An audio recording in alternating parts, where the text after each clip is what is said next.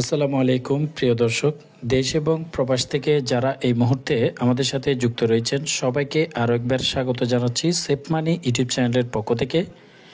আজকের এই ভিডিওর সবচেয়ে গুরুত্বপূর্ণ বিষয় হচ্ছে ব্র্যাক ব্যাংকে আপনি যদি 2 লক্ষ টাকা ফিক্সড ডিপোজিট করে 3 মাসের জন্য রাখেন, 3 মাস সম্পূর্ণ মেয়াদকাল শেষে আপনাকে কত টাকা লাভ দিচ্ছে ব্র্যাক ব্যাংকের পক্ষ থেকে এবং এই আপডেটটি কারা করতে পারবেন, কি কি ডকুমেন্টস দিতে হবে, A to Z 2 লক্ষ টাকার 3 মাস মেয়াদি আপডেট সম্পর্কে বিস্তারিত জানাবো আজকের এই ভিডিওতে। তার আগে আপনাদেরকে বলে রাখি, আমাদের এই সেফ মানি ইউটিউব চ্যানেলে সঞ্চয়পত্র, প্রাইস বন্ড এবং ব্যাংক রিলেটেড বিভিন্ন ভিডিও আপলোড করা হয়ে থাকে। তাই সবার আগে ভিডিও পাওয়ার জন্য চ্যানেলটি সাবস্ক্রাইব করে বেল বাটন অল করে রাখবেন। ভিডিও ছাড়ার সাথে সাথে নোটিফিকেশন আপনি পেয়ে যাবেন। ব্র্যাক ব্যাংকে অন্যান্য ব্যাংকের মতো 2025 সালে এফডিআর এ বেশ কিছু পরিবর্তন করা হয়েছে। তবে বলে রাখি, ব্র্যাক ব্যাংকে আপনি যদি চান 1 মাসের জন্য করতে পারেন, 1 মাস, 3 মাস, 6 মাস, 1 বছর, এছাড়াও 180 দিনের এফডিআরও আপনারা করতে পারবেন। এছাড়াও 5 বছর, 3 বছর মেয়াদে ফিক্সড ডিপোজিট অ্যাকাউন্ট করা যায়।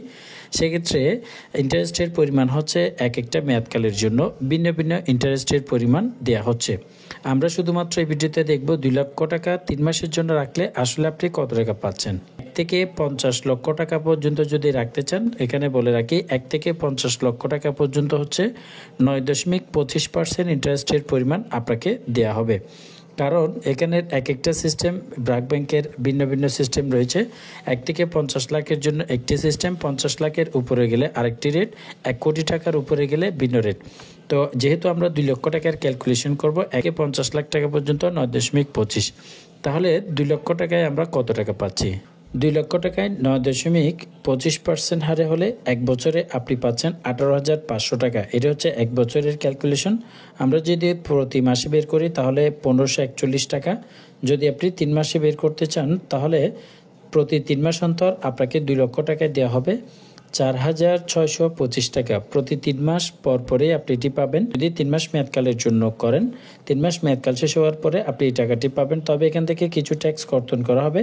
আপনি যদি ট্যাক্সের ডকুমেন্টস কিংবা রিটার্ন স্লিপ দিতে না পারেন, এখান থেকে 15% ব্যাট কেটে আপনি পাবেন 3,931 টাকা প্রতি 3 মাস পর পর।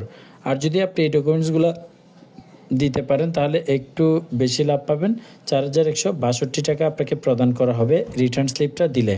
তো এই এফডিআরটি আপনি করতে পারবেন 3 মাস মেয়াদকালের জন্য। করার পরে আপনি যদি চান টাকাটি তুলে না নিয়ে আপনি আরও 3 মাসের জন্য রাখতে পারবেন। সেক্ষেত্রে আপনার অটো রিনিউ হয়ে যাবে প্রতি 3 মাস অন্তর।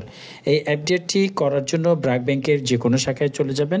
ডকুমেন্টস হিসেবে আপনাকে প্রদান করতে হবে যার নামে এই অ্যাকাউন্টটি করবেন তার ভোটার আইডির ফটোকপি, 2 কপি সদ্য তোলা পাসপোর্ট সাইজের ছবি, অর্থাৎ নতুন ইনস্ট্যান্ট তোলা ছবি দিবেন।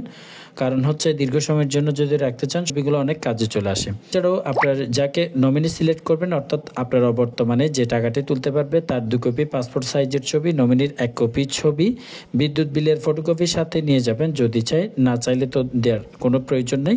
এবং টিন সার্টিফিকেটের বাধ্যবাধকতা নেই, আপনি যদি চান দিতে পারেন, না দিলে কোনো সমস্যা নেই। না দিলে 15% ব্যাট কেটে নেবে, আর দিলে 10% ব্যাট কেটে নেওয়া হবে। এই ছিল ব্র্যাক ব্যাংকের আপডেট। আপনি কোন ব্যাংকে কোন ডিপোজিট অ্যাকাউন্টটি করতে চান সেটি আমার কমেন্ট বক্সে জানাতে পারেন।